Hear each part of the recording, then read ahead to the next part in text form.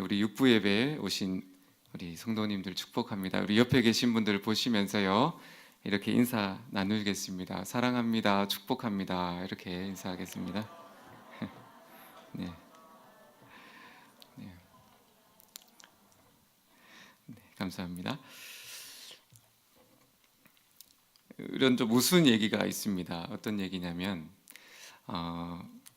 갓 결혼한 새색 씨가 이제 처음으로 음식을 이제 만들게 되었습니다. 그 음식을 요리하는 그 아내를 바라보면서 남편이 그 아름다운 아내를 이렇게 바라보고 있으니까 그 요리하는 모습을 보고 궁금한 것이 생긴 거예요. 그래서 아내에게 이렇게 물어봤답니다. 여보, 왜 햄을 굽는데, 오븐에 굽는데 왜 양쪽 끝을 이렇게 다 자르고 그렇게 오븐에 굽는 거야? 이렇게 물어봤는데 그 아내가 대답하기를, 나도 잘 몰라. 우리 엄마가 항상 그렇게 해서 나도 그냥 그거 보고 따라하는 거야. 이렇게 이제 대답을 했다는 겁니다. 그래서 이 남편이 그래? 그리고 이제 말았죠. 얼마 있다가 이제 장모님 처가댁으로 놀러를 가게 된 겁니다. 장모님을 이렇게 얼굴을 보니까 예전에 자기가 물어봤던 질문이 다시 생각났어요. 그래서 이 장모님께 또 물어봤습니다. 어머니, 우리 집 사람이 햄을 요리를 하는데 양쪽 끝을 이렇게 다 자르고 오븐에 굽던데요. 그래서 물어봤더니 어머니가 그렇게 해서 따라한다고 했어요. 어머니는 왜 햄을 자르고 그렇게 요리를 하시는 거예요? 이렇게 물어봤답니다. 어머니 대답도 이랬습니다. 나도 잘 몰라. 우리 어머니가 그렇게 했기 때문에 나도 그렇게 한 거야. 이렇게 대답을 한 거예요. 우리 그 남편 그 사위가 멋잖잖아요. 아, 그러세요? 그리고 이제 그냥 그 같이 식사를 하고 이제 다 뿔뿔이 집으로 이제 흩어지게 된 겁니다. 그러고 나서 다 돌려보내고 나서 이 장모님이 혼자 조용히 이렇게 앉아 있다 보니까 자기도 궁금한 거예요. 그래가지고 전화를 했습니다. 어머니, 사랑의 노모, 80세가 넘으신 노모에게 전화를 해가지고 물어봤어요. 엄마는 왜 햄을 넣을 때 그렇게 잘라서 넣었어? 했더니 80이 넘으신 이 어머니가 뭐라고 대답했는지 아세요? 얘야, 우리 집 오븐이 너무 작아서 들어가지 않아서 할 수 없이 잘랐단다. 이렇게 대답을 하더라는 겁니다. 어떻게 보면 굉장히 좀 황당한 이야기 같지만은 이 이야기가 어쩔 때는 우리가 생활하는 그 신앙생활을 할 때 우리도 이렇게 그냥 습관을 따라서 그냥 다른 사람이 하는 것을 보고 그것이 옳은지 그른지, 그것이 성경에 맞는지 아닌지 이런 분별함 없이 그냥 따라서 신앙생활을 하는 경우들이 종종 있는 것들을 이제 우리가 보게 된다는 거죠. 그래서 이제 전통처럼 부모님이 했으니까 우리도 그렇게 부모님 따라서 신앙생활하고 이런 부분들이 있는 겁니다. 성령님은요, 우리 마음속에 오신 성령님은 우리를 다양한 방법으로 인도하시기를 원하세요. 정말 여러분이 다 얼굴이 다 다르잖아요. 살아온 환경도 다 다르잖아요. 그 성령님이 여러분에게 가장 잘 아시기 때문에 각자마다 성령님은 다 다른 방법과 모양으로 찾아와 주시고 말씀해 주시고 여러분의 삶을 인도하신다는 겁니다. 나는 이렇게 은혜를 받아도 옆 사람은 다르게 은혜를 받을 수가 있는 거죠. 그래서 우리가 이해가 되지 않는 부분이 있다 할지라도 우리가 그 하나님의 은혜에 대한 부분들에 대해서 성령의 그 역사하심, 은혜에 대해서 우리가 그냥 지금까지 알고 있었던 내 경험, 지식, 그리고 어떤 신앙의 전통 이런 것들 때문에 성령님이 저와 여러분에게 더 가까이에서 역사하시기를 원하시는데 본의 아니게 우리 스스로가 이건 아니야, 이거는 뭔가 좀 아니야 이런 식으로 이제 우리가 성령님을 이제 근심하게 해 드릴 때가 참 많은 것들을 이제 보게 된다는 겁니다.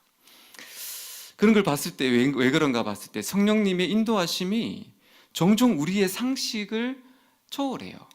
오늘 우리 담임 목사님 말씀하신 호세아 같은 경우도 그 음란한 여인이었잖아요. 그 결혼하라는 것이 우리의 상식으로는 전혀 안 맞는 거예요. 그러나 호세아는 하나님 말씀에 전적으로 신뢰해서 순종하는 거죠. 만약에 우리의 경험과 전통을 따라 그것을 바라봤다면 그걸 믿지 못하겠죠. 성령님이 우리를 그렇게 인도하실 때가 많다는 겁니다. 우리의 계획대로, 우리의 방법대로 성령님께서 역사하시지 않은 경우들이 더러 있는 겁니다.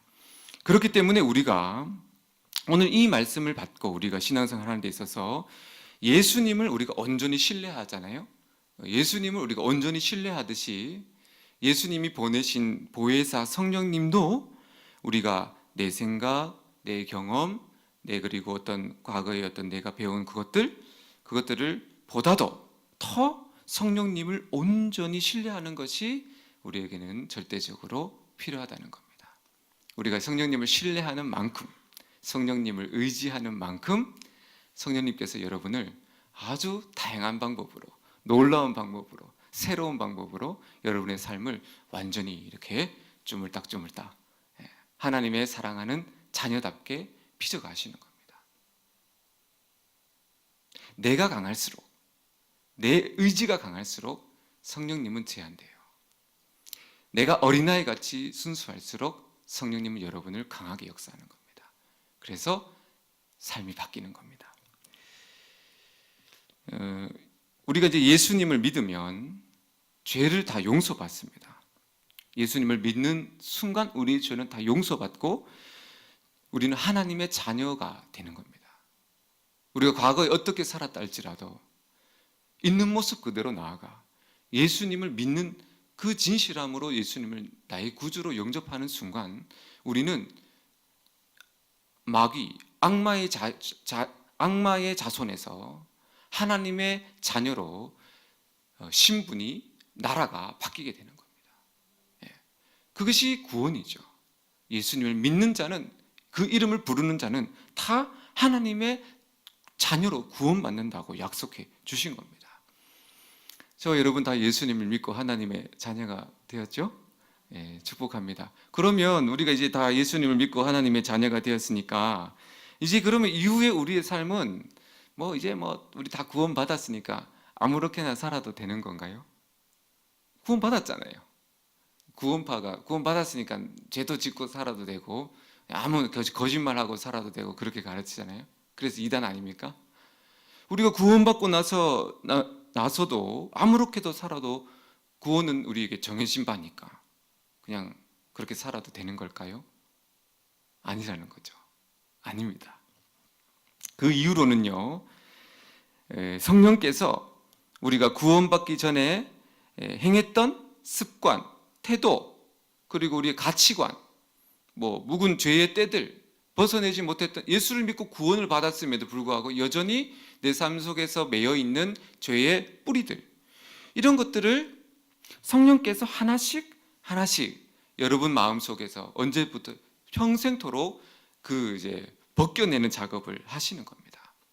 하나님의 자녀다운 모습으로 그런 왕의 신분답게 여러분을 그렇게 교육시키시는 분이 바로 성령 하나님의 역할이라고 말씀을 해주십니다. 성령님은 바로 이를 위해서 우리에게 오신 겁니다. 예수님은 저와 여러분의 죄를 용서해 주시고 하나님의 자녀 삼아 주시는 그 직분을 감당하셨다면 이제 우리는 성령님께서 저와 여러분을 그 직분에 합당한 삶을 살아갈 수 있도록 만들어 주시는 분이 바로 성령 하나님이 되시는 겁니다. 우리는 연약하고 부족해서요, 나 스스로는 조금도 나의 어떤 습관이나 나의 어떤 기질을 바꿔낼 수가 없어요. 그렇기 때문에 우리가 예수님을 믿어도 내가 아무리 노력해도 우리 삶을 바꿀 수 있습니까? 없습니까? 바꿀 수가 없는 겁니다. 바꿔내지가 않는다는 거예요. 그래서 그것을 도와주시기 위해서 오신 분이 바로 성령님이 되신다는 거죠. 예수님으로 말미암아 하나님의 자녀의 신분을 우리가 취했고요. 성령님이 이제 여러분과 평생토록 함께 하시면서 하나님의 자녀답게 예수님의 신부답게 만들어 가십니다. 그러므로 성령님을 사모하시고요. 성령님을 사모하시는 게 참 중요합니다. 그리고 그분에게 성령님께 여러분의 인생의 전부를 맡기시기를 바랍니다. 온전히 맡기는 만큼 성령께서 저와 여러분을 이제 빚으시는 거예요. 오늘 말씀에 보면 너희가 나를 사랑하면 나의 계명을 지키리라 했잖아요. 우리가 예수님을 사랑하는 것도 사랑하려고 주문을 외운다고 사랑이 되나요? 사랑이 안 되죠. 그걸 누가 해주신다고요? 성령님이 저와 여러분에게 예수님을 사랑하는 마음을 이렇게 물붓듯이 부어주시는 겁니다. 그래서 우리가 온전히 맡길수록 우리는 계명에 순종할 수가 있고 또 하나님의 오늘 말씀처럼 사랑받는 자로 그렇게 변화시켜 주신다고 말씀합니다. 성령님께서 저와 여러분을 바꾸시는 방법들이 아주 다양하다고 했는데 기본적으로 성령님이 사용하시는 무기가 있습니다. 그 무기가 여러분에게 좀 도움을 드리고 싶어서 제가 저희 어린 시절의 얘기를 잠깐 같이 나누면 좋을 것 같아요. 제가 처음 예수님을 믿게 된 때가 중학교 1학년 그 여름 수련회 때 제가 예수님을 믿게 되었습니다. 저는 이제 3대째 신앙의 가족인데 모태 신앙이죠. 그러나 이제 제가 예수님을 진짜로 만나고 믿게 된 것은 중학교 1학년 때였습니다. 이제 처음으로 가는 수련회에서 이제 멀리 가니까 여행이니까 설레이고 또 즐거운 마음으로 수련회를 참석했습니다. 한마디로 말해서 놀러 간 겁니다. 놀러 가서 이제 첫날을 맞이했는데 뭐 수련회가 뭐 있겠어요. 아침부터 저녁까지 찬양, 말씀, 기도 그것만 계속 반복하는 겁니다. 그게 수련회입니다. 아이들이 왜 안 가려고 하겠어요? 아침, 점심, 저녁으로 계속 찬양 기도하기 때문에 안 가려고 하는 겁니다. 저 역시 첫날 참석했는데 이거 뭐 계속 찬양하고 기도하고 말씀 듣는 거예요. 얼마나 답답한지. 그래서 첫날은 제가 기도도 안 되고 또 막 그냥 답답하고 해서 그냥 뭐라고 해야 됩니까? 억지로 앉아 이렇게 첫날을 보낸 겁니다. 그래서 실패한 거죠. 하나님을 만나지 못한 겁니다. 근데 제 마음속에도 이런 계속해서 그런 갈망이 있었던 것 같아요. 그래서 무슨 갈망이냐면 그래도 이제 이렇게 설교 시간에 들은 내용도 있고 선생님들 통해서 구역 그 계단 공과를 배웠잖아요. 그러니까 예수님이 너를 사랑해. 예수님이 너를 위해서 십자가 달려 돌아가셨어. 예수님이 지금도 너와 함께 하셔. 이거 계속 들은 거잖아요. 그래서 이게 마음으로는 이해가 되는데 그러면 나도 그 예수님을 좀 만나고 싶은 마음이 들어서 마음속으로 계속 예수님을 아랬어요. 어떻게 했냐면 찬양하는 시간에도 예수님 만나주세요. 예수님 만나주세요. 예수님 살아계신다고 하시는데 저 꼭 만나주세요. 기도할 때도 마음으로는 계속 예수님 만나주세요. 예수님 만나주세요. 이거를 한 수백 번, 수천 번 했겠죠. 그 긴 시간을. 그리고 이제 첫날은 그냥 밍숭맹숭으로 그냥 잠이 들었습니다. 둘째 날이 되고 제가 다시 찬양하며 기도하는데 마음이 막 뜨거워지면서 눈물이 막 하염없이 흘러내리는 거예요. 왜 그런가 했더니 제가 이제 그 전까지 머리로 알았던 예수님의 그 사랑이 물밀듯이 제 심령 가운데로 막 가슴 깊이 이제 밀려오는 겁니다. 내가 예수님을 십자가에 못 박은 죄인인 것을 알게 되는 거예요. 근데 그게 뭐 어릴 때 뭐 잘 알겠어요. 근데 그렇게 그게 슬픈 거예요. 내가 예수님을 십자가에 못 박은 죄인이구나. 그래서 통곡을 하며 남은 3일을 그렇게 눈물로 회개하면서 그렇게 기도했습니다. 그래서 뭐 죄가 이렇게 주마등같이 이렇게 타타타닥 지나가더라고요. 팍 지나가는데 그게 제가 어릴 때 지은 죄들을 하나님 성령께서 다 보여주시면서 그렇게 하나님 앞에 낱낱이 회개하며 그렇게 수련회를 마치게 되었죠. 수련회가 끝나는 그때 제 마음이 뛸 듯이 기쁨이 넘치는 거예요. 내가 예수로 말미암아 구원받았다는 그 확신이 너무 강하게 임한 거예요. 나 오늘 죽어도 천국 갈 수 있다는 그 분명한 확신, 그 성령이 나와 함께 하신다는 그것이 너무나 강하게 저를 사로잡은 겁니다. 그래서 이제 그 기쁨을 가지고, 구원의 기쁨을 가지고 이제 집으로 돌아왔는데요.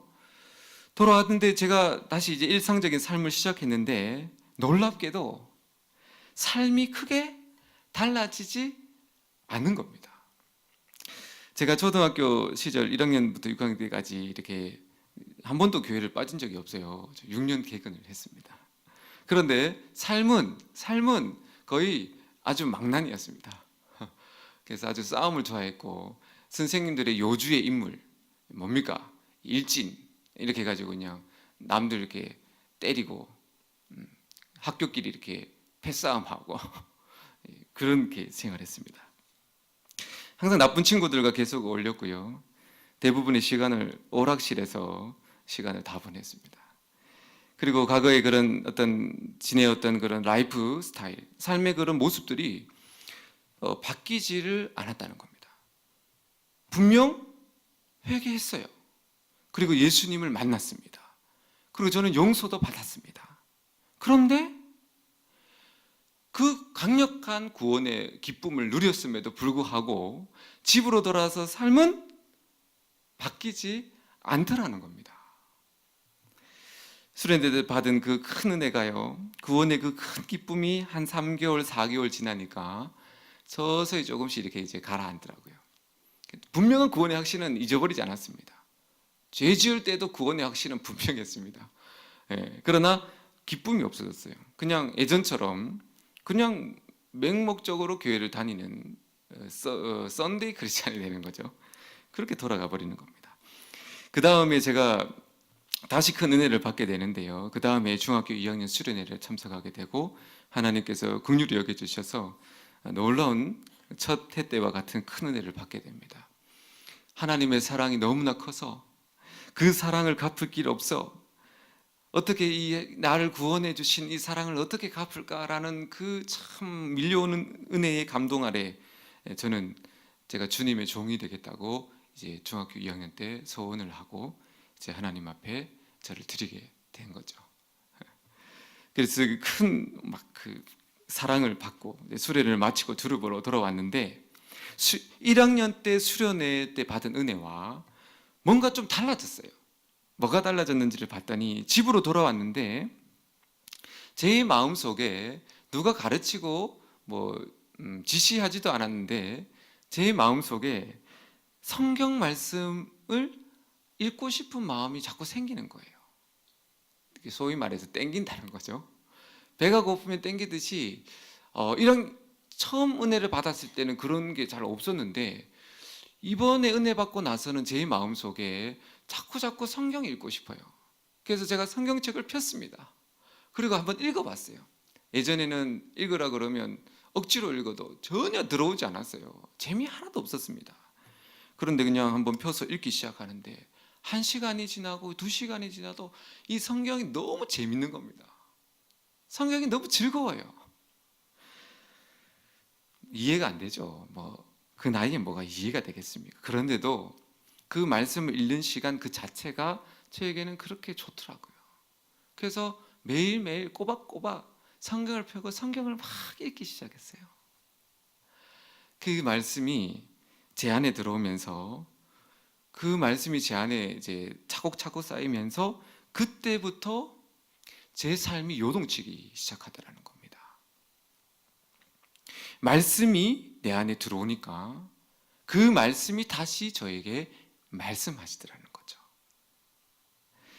성령께서 이미 저 안에 들어오셨습니다. 1년 전에. 그러나 그 성령께서 그때는 오늘 말씀처럼 저를 보며 탄식하며 기도를 하셨겠죠.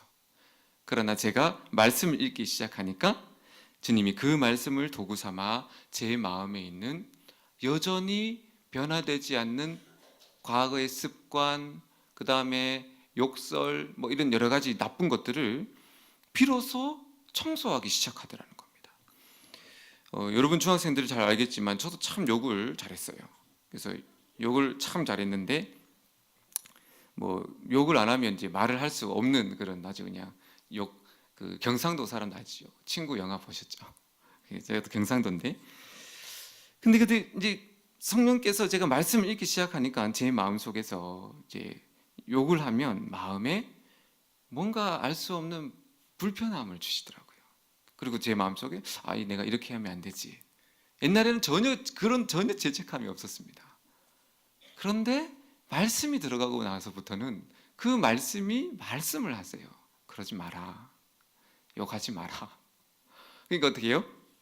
차츰차츰 이제 할 때마다 무의식적이 자꾸 나오니까 할 때마다 이제 하지 말아야지. 하지 말아야지. 차츰차츰 한 달 지나고 두 달 지나면서 욕하는 부분이 조금 사라지고 나중에는 완전히 사라져 버리더라고요. 언어가 순환이 돼 버린 겁니다. 저는 이제 즐겨 들었던 가요 테이프가 많았습니다. 옛날에는 테이프를 샀잖아요. 그래서 그걸 많이 모아서 많이 들었어요. 만화책도 많이 샀습니다. 그런 것들을 이제 좋아하는데도 말씀이 들어오니까 제 마음속에 두 마음이 생긴 거예요. 즐거워요. 이것도 자연아 만화책 보는 것이 즐겁고 좋으면서도 한편 제 마음속에는 그게 싫어졌고 불편한 게 제 마음에 두 개가 돼요. 옛날에는 하나밖에 없었는데 두 개가 생긴 거죠. 마음이 그것들을 원하지 않는다는 것을 알게 된 겁니다. 그래서 이제 결단을 하고 그때는 시골이었으니까 마당이 있었죠. 마당에다가 불을 피우고요. 그 가요 테이프를 다 태워버렸습니다. 하나씩 기도하면서 아멘 다 태우고 그 다음에 만화책도 친구들 다 나눠주고 그 이후로도 계속해서 이제 말씀이 읽기 시작하면서 말씀이 제 안의 마음을 깨끗하게 자꾸 만들어 가세요. 근데 이거 누가 가르쳐 주는 것이 아닌데 점점 변화된다는 것들을 진짜 알게 되겠더라고요. 알 수 있는 겁니다. 분명 저는 1년 전에 예수님을 만났고 성령님이 내 안에 계신 것을 분명히 알았습니다. 하지만 삶의 변화가 없었는데 말씀을 읽기 시작하면서 내 안에 거하시는 성령께서 그 말씀으로 저를 조금씩 변화시키는 것을 느낄 수가 있었다는 겁니다. 결정적인 변화가 언제 그것이 시작됐냐면 성령님이 말씀을 읽게끔 만들어 주셔서 그 말씀을 읽으니까 그 말씀이 저를 변화시키더라는 겁니다. 사랑하는 여러분, 말씀을 열심히 읽으시기를 바랍니다. 말씀을 노력을 하셔야 돼요. 숙제하듯이 이렇게 펴서 계속해서 읽으시면 여러분의 마음속에 계신 그 성령님이 그 말씀을 가지고 여러분에게 이제 만들어 가시기 시작한다는 겁니다. 성령께서 우리를 변화시키는 가장 강한 무기가 성경입니다. 성령님은 우리를 진리 가운데로 인도하시는데요. 그 진리는 오늘 말씀처럼 예수 그리스도를 우리가 어떻게 알 수 있습니까? 바로 성경 말씀이 예수님을 증거하는 책이라고 가르쳐 주시는 겁니다. 성경의 주인은 예수 그리스도이십니다. 그러니까 성령님이 진리 가운데로 인도하신다는 것은 우리를 진리인 성경 말씀으로 인도하신다는 거예요. 그리고 성경을 사랑하게 해 주신다는 겁니다. 그렇기 때문에 저와 여러분께서 이 성령 하나님에 대해서 철저하게 의지하고 그리고 성령님을 그리고 사랑하시고 성령님께 도움을 요청하셔야 됩니다. 성령님이 여러분에게 강하게 임재하시면 성경을 여러분 사랑하게 될 줄로 믿습니다. 성령을 구하세요. 근데 중요한 것이 있는데요. 내 지식으로, 내 경험으로, 내 생각으로 성경을 읽으면 그 성경 말씀은 여러분에게 능력이 되지 않는다는 겁니다. 다른 말로 저와 여러분을 변화시키지 못하는 겁니다. 성령님이 도우시지 않으면 성경을 아무리 많이 읽어도 삶은 여전히 그대로인 거예요. 구원받기 전에 우리가 옛사람의 모습을 벗어내지 못한다는 겁니다. 성경을 읽을 때 성령께서 그 말씀을 무기 삼아 가지고 저와 여러분의 심령과 골수를 찔러 쪼개는 거예요. 말씀은 성령님이 사용하는 무기, 성령의 검, 우리 안에 들어오신 성령님, 그분에게 우리가 성령님께 검을 들려주는 방법 뭐라고요? 여러분이 성령님을 의지하면서 말씀을 읽어 나가는 겁니다. 그러면 성령님이 검이 들려지는 거예요. 그리고 어떻게 해요? 우리 가운데 내가 해결하지 못했던 모든 내 마음속에 있는 더러운 것들을 그 성령의 검으로 막 수술하시는 거죠. 재단하시는 겁니다. 예. 그러니까 그냥 습관, 더러운 생각, 음란함, 분노, 사단이 심어놓은 어떤 우울감, 이런 것들을 다 우리 주님 성령께서 마음을 깨끗하게 바꿔주시는 겁니다. 무엇으로요? 말씀으로. 우리가 언제 정말 성령님을 의지해야 되냐면 바로 성경을 읽을 때입니다. 성령님, 오늘 말씀을 깨닫게 해주시고 이 말씀을 저에게 먹여주시옵소서. 성령님 의지합니다. 그 성령님, 저는 이 말씀을 전혀 이해할 수 없어요. 저의 지혜로는 이 말씀을 한자도 이해할 수 없어요. 그러니 성령님, 제가 이 말씀을 읽을 때 성령님 가르쳐 주세요. 그 마음을 가지고 읽으면 성령님이 요리사가 되세요. 이거는 재료. 성령님이 이 말씀, 여러분이 읽은 말씀을 요리를 하십니다. 그리고 여러분에게 그 말씀을 먹여주신다는 거죠. 그래서 우리 삶이 말씀으로 변화됩니다. 성령께서 우리 가운데 도우시는 능력은 성경을 사랑하게 하는 능력이요, 또 말씀대로 순종하는 능력인 것을 믿으시기를 바랍니다. 예수님의 12 제자들이요, 예수님과 3년 반 동안 생활하면서 예수님께 말씀을 교육받습니다. 하지만 그들은 예수님께서 십자가 돌아가실 때까지 전혀 변화되지 않았다고 기록해요.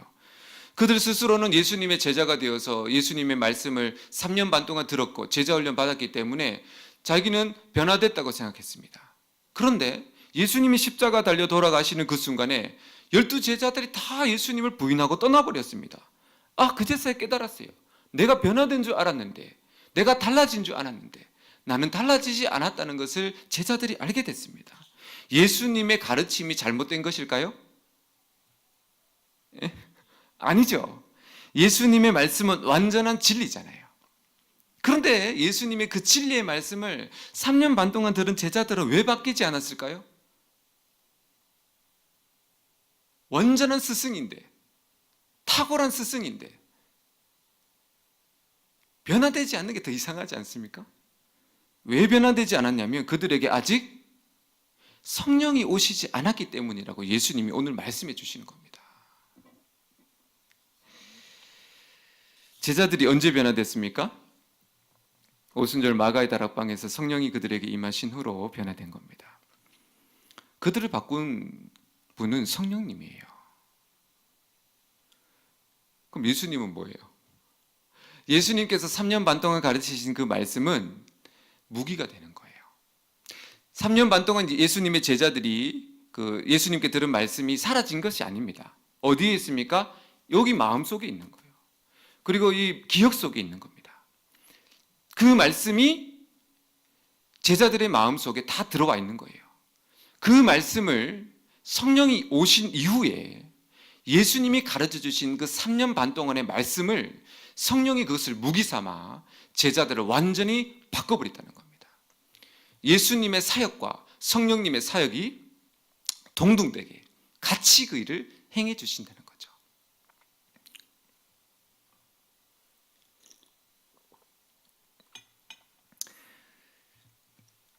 성령 안에서 우리가 말씀을 읽으면요, 이 말씀은 성령의 검이 되어서 더러운 죄를 다 제거하시고 마음의 쓰레기를 다 태워주십니다. 마귀가 심어둔 여러 생각들, 감정들, 분노, 미움, 이런 것들을 왜 여러분 잘 안 사라질까요? 왜 안 사라질까요? 기도 열심히 하는데 말씀의 검이 필요한 겁니다. 말씀의 검. 그럴 때는요, 감정의 어떤 내가 해결하지 못하고 뭔가 내 마음이 지금 불안하고 염려할 때는 여러분 기도보다 말씀으로 들어가야 됩니다. 말씀을 계속해서 읽으면 성령님이 그것을 가지고 여러분 마음을 정리해 주신다는 겁니다. 그러므로 사랑하는 여러분, 성경 말씀을 늘 가까이 하시기를 바랍니다. 우리가 노력해야 될 부분은 말씀에 순종하려고 애쓰는 게 아니라는 거예요. 저와 여러분이 노력해야 될 부분은 뭐냐면 말씀을 읽는 부분을 노력하는 겁니다. 말씀을 지켜내고 하나님을 사랑하고 뜻대로 살아가는 것은 우리의 역량이 아니라는 거예요. 백날 살아보십시오. 나를 더 사랑하기 때문에 말씀대로 살아갈 수 없는 것을 발견하게 되기 때문에 우리는 성령 의지하면 성령님이 그렇게 살게 만들어 주시는 겁니다. 주의 계명을 지키는 사랑받는 자로 성령께서 저와 여러분을 말씀을 통해서 변화시켜 주실 줄로 믿습니다. 두 번째는 성령께서 우리를 바꿔주시는데요. 두 번째 우리를 바꿔주시는 것이 뭐냐면 여러분의 기도라는 겁니다. 로마서 8장 26절로 이와 같이 성령도 우리 연약함을 도우시나니 우리는 마땅히 기도할 바를 알지 못하나 오직 성령이 말할 수 없는 탄식으로 우리를 위하여 친히 간구하시느니라. 아멘. 이 무슨 말씀이냐면 우리가 기도하지 않을 때는요, 여러분 성령께서 우리 마음속에서 어떻게 계신다고요? 슬퍼하며 탄식하며 여러분들을 위해서 기도하신다는 겁니다. 하나님의 자녀가 되었고 성령께서 우리 마음속에 들어와 오셨는데 여전히 우리가 그렇게 살지 못할 때, 하나님 뜻대로 살지 못할 때는 이 성령께서 우리 마음에 여러분 우리를 바라보며 눈물로 슬퍼하고 아파하신다는 거예요. 그 말씀입니다. 그러나 우리가 작정하고 하나님께 기도하기 시작하면요, 성령님은 강하게 여러분을 붙잡기 시작합니다. 슬퍼하시는 성령님이 이제는 여러분의 기도를 하기 시작하면 성령께서 여러분을 강하게 도우시기 시작한다는 거예요. 왜 기도할 때 성령님이 강하게 도와주실까요? 기도가 하나님과 교제하는 그것이기 때문이에요. 기도가 하나님이 임재 안에서 친밀한 대화를 나누는 그것이기 때문입니다. 20절 말씀을 한번 보십시오. 그날에는 내가 아버지 안에 너희가 내 안에 내가 너희 안에 있는 것을 너희가 알리라. 아멘. 그날에는 성령이 오시는 날에는 너희가 내 안에 내가 너희 안에 있는 것을 너희가 분명히 알리라. 그렇게 말씀합니다. 성령이 우리에게 임하시면 그때부터 성령님이 우리의 기도를 도우시는데 20절 말씀에 어떤 하나됨, 주님이 내 안에 내가 주님 안에 있는 연합의 신비는 성령께서 우리를 도우실 때 어떻게 이것을 가능하게 해주시는 그 방법이 뭐냐면 바로 기도라는 겁니다. 우리가 기도할 때 성령님이 도우시면 어떻게 되냐면 성령님의 도우심으로 살아계신 하나님, 부활의 예수님과 신비로운 하나됨을 누리게 하시겠다는 것이 오늘 약속의 말씀이라는 겁니다. 기도로 성령이 도우시면 기도를 가지고 우리는 하나님의 임재 가운데로 들어가는 거죠. 사랑 가운데로 들어가는 겁니다. 이런 기도는 성령님이 아니고서는 절대로 불가능한 기도예요. 우리가 기도하면 할수록 우리 삶은 변화되게 됩니다. 기도만큼 여러분을 바꿔낼 수 있는 무기는 없어요. 왜 우리가 기도를 많이 할수록 우리 삶이 변화되는 줄 아십니까? 기도가 20절 말씀처럼 하나님을 만나는 통로이기 때문이에요. 그런데 성경에 보면 하나님이 오시면 그것은 거룩한 땅이 되는 겁니다. 기도하는 가운데 여러분이 하나님을 만나시면 여러분은 거룩한 마음이 되는 거예요. 기도하는 가운데 부활의 예수님을 만나시면 예수님이 만나는 모든 사람들은 다 치유되고 귀신이 떠나가고 나음을 입었습니다. 그렇죠? 부활의 예수님을 여러분이 성령 안에서 기도하면 예수님이 여러분을 만나주시기 때문에 여러분 안에 있는 쓴뿌리들, 죄악된 어떤 음란함들, 더러운 생각들이 다 치유받게 되는 겁니다. 기도하면 할수록 응답이 되고 안 되고는 사실 그렇게 중요하지 않아요. 하나님 때문에 지옥이 천국이 되고 슬픔은 기쁨이 되고 불평은 감사가 되고 미움은 사랑으로 바뀌는 거죠. 그렇기 때문에 기도하면 할수록 우리는 예수님을 닮은 모습으로 당연히 변화되는 겁니다. 여러분, 기도하시기를 바랍니다. 예, 제가 처음 기도 훈련할 때 대학교 때부터 저는 기도를 이제 훈련을 했는데 무조건 시간을 정하면 그 시간에는 무조건 하는 겁니다. 무조건 앉아 있는 거예요. 기도할 거 없으면 찬양을 부르든지 아니면 사도신경을 외우든지 그래서 어쨌든 정해진 시간은 무조건 채우고 내려오는 겁니다. 그렇게 이제 훈련을 해 나가셔야 됩니다. 우리가 기도에 대해서 잘못 생각하는 부분이 참 많습니다. 기도를 무언가를 하나님께 얻기 위한 응답의 수단으로만 생각하는 경우가 있어요.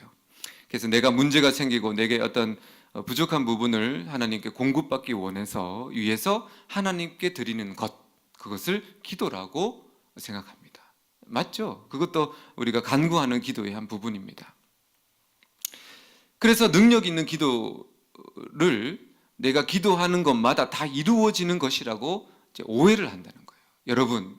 여러분이 기도하는 대로 하나님께서 다 응답해 주시면 우리 인생 망하게 됩니다. 왜 그런지 아세요? 다 이루어지면 하나님은 다 아시기 때문에, 그렇게 되면 안 되는 것을 더 잘 아시기 때문에 하나님이 응답을 안 해주시는 거예요. 응답이 안 되는 것도 하나님의 응답입니다.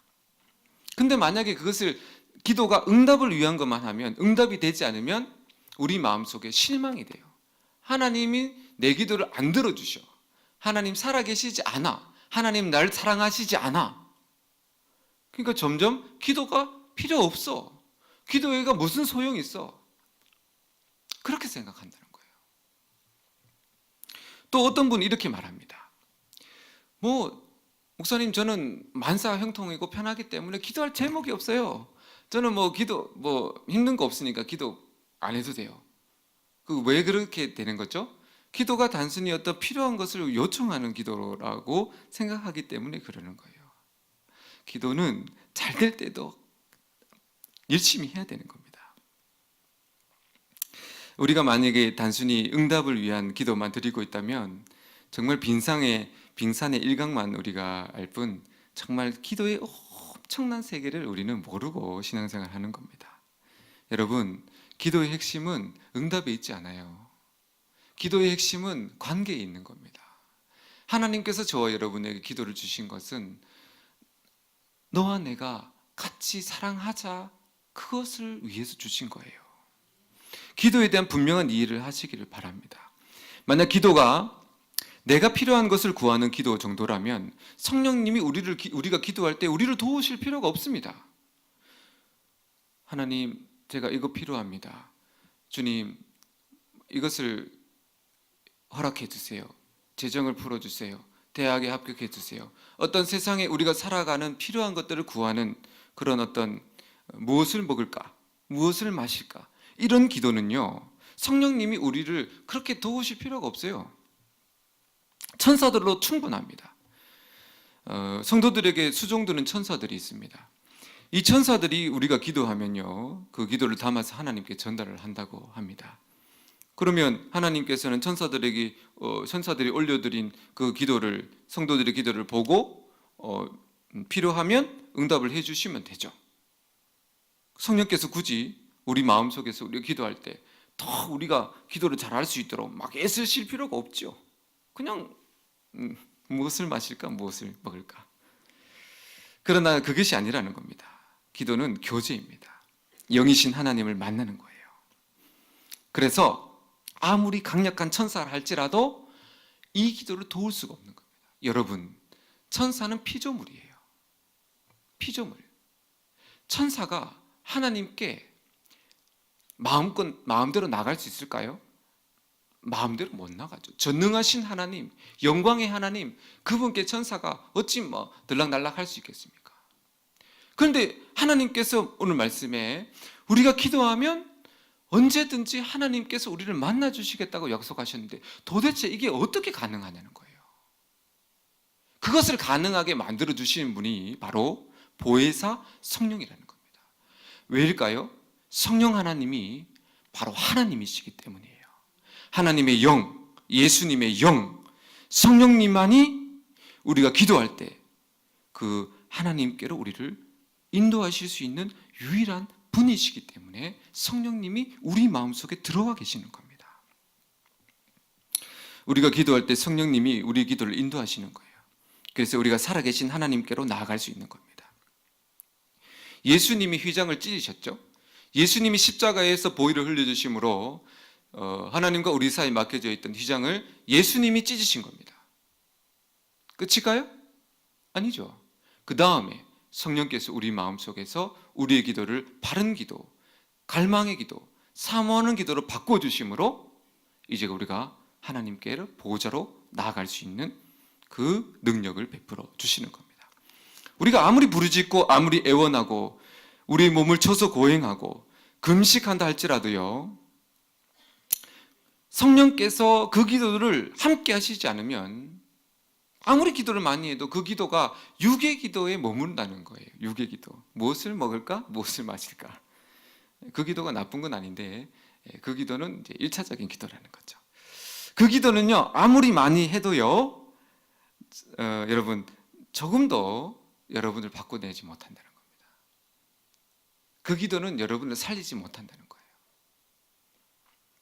나를 변화시키지 못한다는 겁니다. 성령께서 함께 하시고 성령님이 도와주시는 기도를 드릴 때 비로소 그 기도는 여러분을 바꿔내는 능력의 기도가 될 줄로 믿습니다. 사랑하는 여러분, 성령님이 아니면 우리 하는 모든 신앙생활의 수고와 노력은 다 헛될 뿐입니다. 그렇기 때문에 여러분 정말 간절히 부탁을 드리는데, 여러분 마음속에 오신 그 성령님을 정말 신뢰하시기를 바랍니다. 우리 마음속에 성령님이 오셨거든요. 어떻게 하면 여러분 성령님을 의지하고 살아갈 수 있어요? 여러분이 할 수 있는 거 있잖아요. 주부 같은 경우는 청소, 성령님이 안 도와주셔도 다 할 수 있어요. 그러나 성령님을 의지하고 살아가는, 성령님을 인도받고 살아가는 사람은 내가 얼마든지 할 수 있는 그것도 청소기를 돌리면서도 성령님께, 성령님 도와주시옵소서, 성령님 내가 청소하는데 성령님 저를 도와주세요. 길을 갈 때도 얼마든지 나 혼자 길을 갈 수 있지만 성령님 제가 길을 갈 때 저와 함께 해주세요.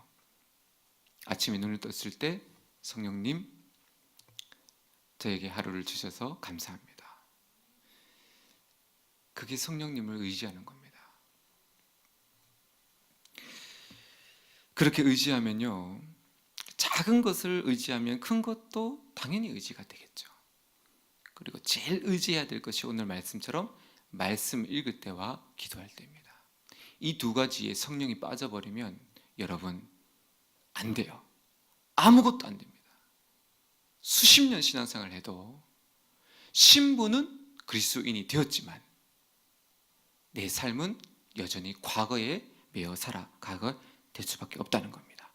이 좋으신 성령께서 말씀과 기도로 살아가는 여러분을 능력으로 채우시고 오직 성령, 오직 성령, 오직 성령께서 여러분을 도우심으로 말미암아 오늘 말씀처럼 하나님 말씀에 순종하게 만들어 주실 줄로 믿습니다.